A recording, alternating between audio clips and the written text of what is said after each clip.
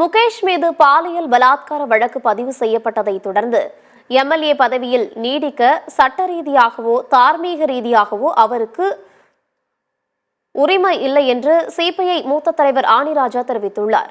கருத்தை பதிவிடுக மலையாள திரையுலகில் நடிகைகள் மற்றும் பெண் கலைஞர்கள் அனுபவித்து வரும் பாலியல் துன்புறுத்தல்கள் குறித்த ஓய்வு பெற்ற நீதிபதி ஹேமா கமிஷன் அறிக்கையை கடந்து சில நாட்களுக்கு முன்பு வெளியானது.